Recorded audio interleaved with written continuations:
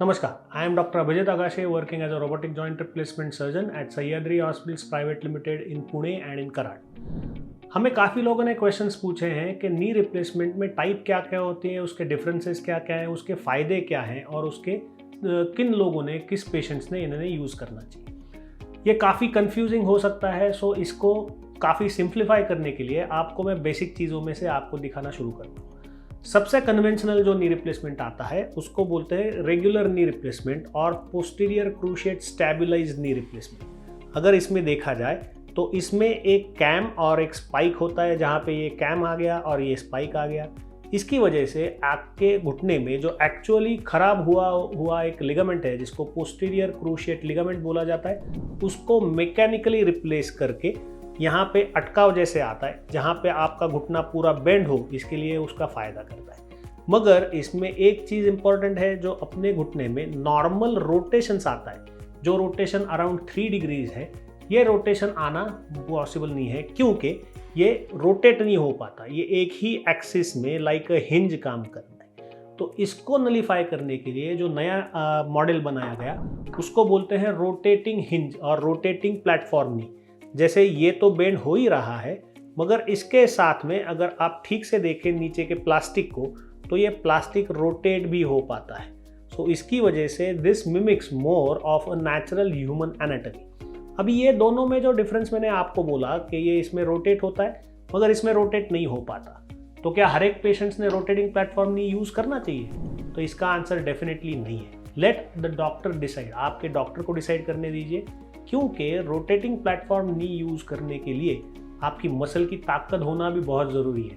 ये रोटेशन खुद डिसाइड नहीं करेगा, ये रोटेशन आपकी बॉडी डिसाइड करेगी, मगर वो रोटेशन कंट्रोल करने के लिए आपके muscles are going to be the most important part. और अगर आपके मसल्स एडिक्वेटली पावरफुल नहीं है तो आपको रोटेटिंग प्लेटफॉर्म नी आगे जाके इंस्टेबिलिटी दे सकता है, आगे जाके आपको वो घुटना अनस्टेबल लग सकता है और आपके doctor would be the first person to decide कि आपने रोटेटिंग प्लेटफॉर्म करना है या नहीं करना है। सो यंगर पेशेंट, मस्कुलर पेशेंट्स जिसमें उसके मसल की ताकत काफ़ी अच्छी है, उसको रोटेटिंग प्लेटफॉर्म करना is okay choice, good choice. मगर एल्डरली पेशेंट है जो सब 70-75 के ऊपर हैं, जिनमें मसल पावर बहुत ज़्यादा होना एक्सपेक्टेड भी नहीं है, वो पेशेंट्स में रोटेटिंग प्लेटफॉर्म यूज़ करना might not be a good idea. The best answer is let your doctor decide. हाँ, और कुछ टाइप के नी रिप्लेसमेंट इम्प्लांट्स अवेलेबल हैं जिसको एडवांस सरफेस नी रिप्लेसमेंट बोलते हैं। जैसे आपने देखा कि यहाँ पे हम लोग अगर देखें तो ऊपर मेटल, नीचे मेटल और बीच में प्लास्टिक, ऐसे 3 कंपोनेंट्स हैं। इसमें एक्चुअल जो रोटेशन या एक्चुअल जो घर्षण होता है या फ्रिक्शन होता है, ये मेटल और प्लास्टिक इसके बीच में होता है। ये मेटल और प्लास्टिक के बीच में का फ्रिक्शन कम करने के लिए कुछ इम्प्लांट्स नए बनाए गए जिसको हाईली कोटेड इम्प्लांट्स ऐसा बोला जाता है।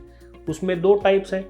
कुछ लेयर्स या कुछ केमिकल्स ऊपर लगाने की वजह से कुछ इम्प्लांट का कलर ये गोल्डन हो जाता है और ये गोल्डन होने की वजह से the surface property of this implant, इसका जो ऊपर का लेयर है, ये लेयर सिरेमिक की तरह बन जाता है। सिरेमिक की तरह बनने की वजह से जो एक्चुअल आप घिसने वाले एरिया में आपका फ्रिक्शन या आपका वेयर एंड टेयर ये बहुत कम हो जाता है और इसकी वजह से इसका लाइफ काफ़ी हद तक बढ़ जाता है। इसी की तरह से दूसरा ज़िरकोनियम डाइऑक्साइड करके भी एक कोटिंग आता है, जिस कोटिंग की वजह से इसका कलर ब्लैक बन जाता है और ये ब्लैक कलर की वजह से ऊपर का surface is converted to a ceramic surface और ये सिरेमिक ऑन अ पॉली, इसका वेयर रेट बहुत कम है। ये वेयर रेट कम होने की वजह से अगेन इसका लाइफ काफ़ी बढ़ जाता है। अभी these implants are comparatively a little more expensive compared to a regular knee replacement implant. So ये आपने यूज़ करना है या नहीं करना है, या आपको गोल्ड नी यूज़ करना है या आपको ब्लैक नी यूज़ करना है, let's talk to your doctor. आपका डॉक्टर के साथ बात करें, आपके डॉक्टर के साथ इसके पूरे डिस्कस करें, प्रोज एंड कॉन्स डिस्कस करें।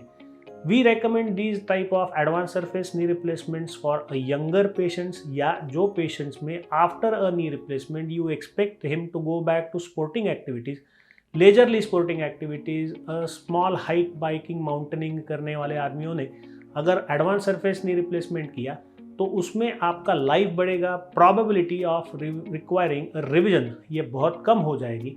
मगर अगर आपकी उम्र काफ़ी ज़्यादा है, आप पहले से ही ज़्यादा स्पोर्टिंग एक्टिविटीज़ में नहीं हैं, आप हाइकिंग बाइकिंग नहीं करते हैं, आपका चलने का परसेंटेज ये बहुत ज़्यादा नहीं है, तो आपको advance knee replacement, advance surface knee replacement करने का ज़रूरत है, ऐसा नहीं।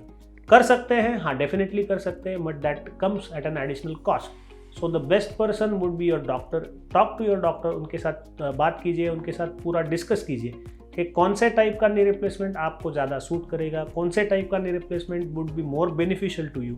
फिर भी अगर आपको इस बारे में कुछ क्वेश्चंस हो तो नीचे दिए गए नंबर्स में हमें कॉन्टैक्ट कीजिए and we will be happy to help you. Thank you so much.